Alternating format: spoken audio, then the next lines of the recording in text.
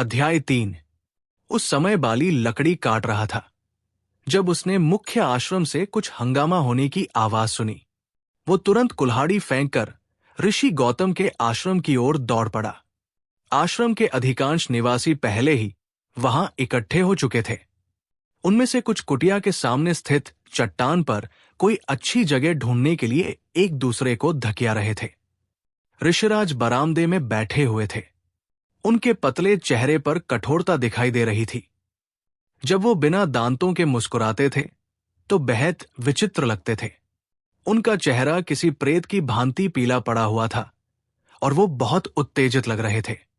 बाली ने सुग्रीव की तलाश में इधर उधर दृष्टि दौड़ाई, लेकिन उसका भाई कहीं नहीं दिखाई दिया।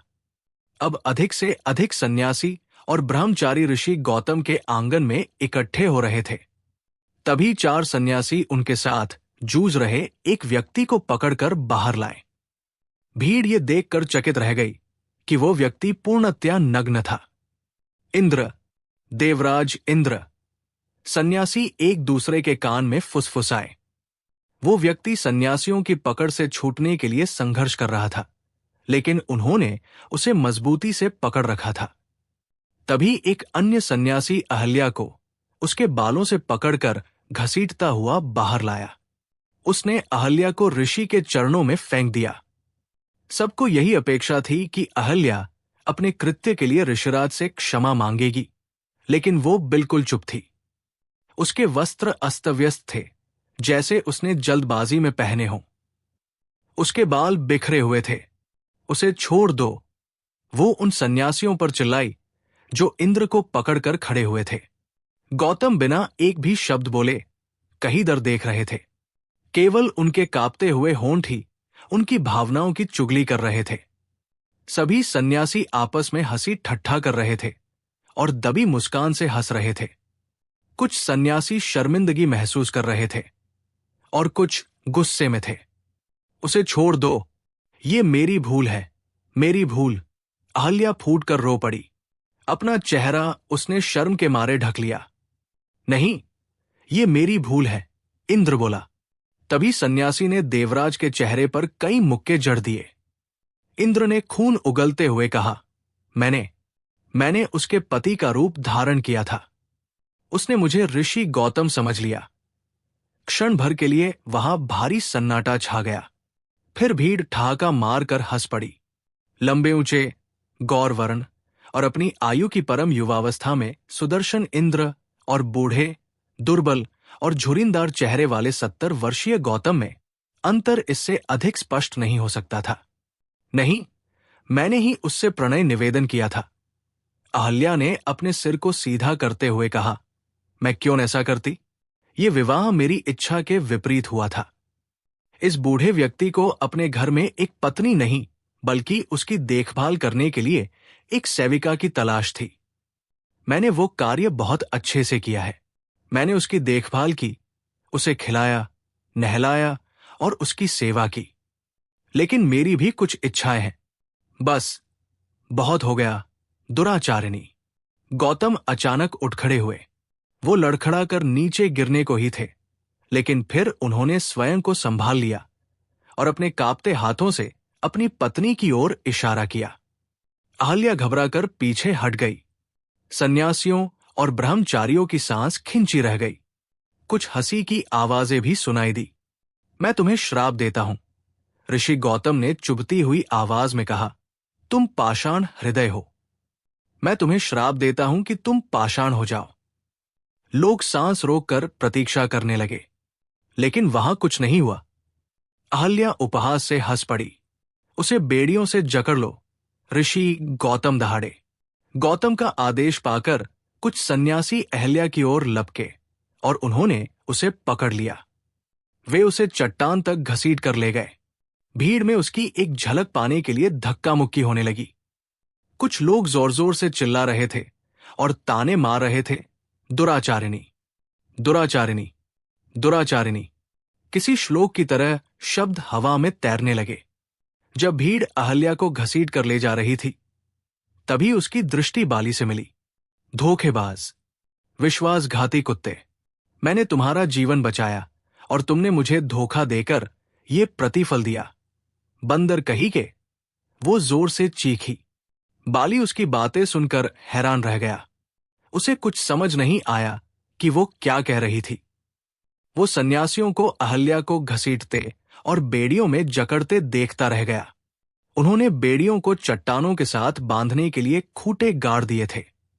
इंद्र किसी तरह अपनी बेड़ियां ढीली करने में सफल हो गया और वो तेजी से अहल्या की ओर लपका, लेकिन भीड़ ने जल्द ही उसे पकड़ लिया। वो उनसे मुक्त होने के लिए संघर्ष करने लगा, लेकिन उन्होंने उसे लातों घूंसों से मारना आरंभ कर दिया। वे लहूलुहान इंद्र को पीटते हुए गौतम के पास ले आए। अहल्या पहले से ही चट्टान के साथ बेड़ियों से बंधी हुई थी। भीड़ ऋषि गौतम के निर्णय की प्रतीक्षा कर रही थी। इसका अंगभंग कर दो, ऋषि गौतम ने अपना निर्णय सुनाते हुए कहा। सुनते ही इंद्र चिल्लाने लगा और वहां से बचकर भागने का प्रयास करने लगा।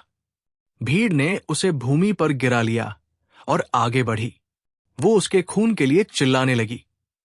सभी वर्ग के लोगों को ये याद रखना चाहिए कि एक ब्राह्मण स्त्री को अपवित्र करने का दंड यही है। सभी को ये बता दो कि देवराज को भी वर्ण के लिए बने नियमों से कोई छूट नहीं मिली है। कोलाहल में गौतम का कमजोर स्वर सुनाई दिया। बाली को भीड़ ने थाम रखा था। सग्रीव कहा था। उसकी आंखें अपने भाई को तलाश रही थी, लेकिन वो उसे कहीं भी दिखाई नहीं दे रहा था। इंद्र ने रक्त जमा देने वाली एक चीख मारी और उसके शरीर से रक्त बहन निकला। जब इंद्र पीड़ा से छटपटाते हुए जमीन पर लुढ़क गया तो एक सन्यासी अपने हाथ में कोई वस्तु लेकर नृत्य करने लगा। भीड़ पूरे उन्माद में थी। बाली ने अहल्या की ओर देखा जो चुपचाप रोए जा रही थी। इंद्र के शरीर पर बकरे के अंडकोश सिल दो, ताकि पूरा संसार व्यभिचार के दंड को जान ले, गौतम ने कहा और भीड़ ने सहमति में खुशी प्रकट की। पशु बलि के अनुष्ठान के लिए लाए गए बकरे को घसीटते हुए कुछ ब्रह्मचारी वहां ले आए। वो डर के मारे मिमिया रहा था। हवा में रक्त की गंदी बू फैल गई। आकाश में धूल उठी। कई सन्यासियों द्वारा बकरे को दबाकर पकड़ा गया। वो पीड़ा और डर से मिमिया रहा था और सन्यासियों के एक और जयकारे से आकाश गंज उठा। एक भयभीत मोची जंग लगा आधा फीट लंबा सुआ लेकर वहां आ गया। इंद्र बेहोश हो चुका था और रक्त से लथपथ चेहरे के बल भूमि पर पड़ा हुआ था। सन्यासियों ने उसके शरीर को ठोकर मारी और वो लुढ़क कर पीठ के बल हो गया। वो बिल्कुल हिल नहीं रहा था।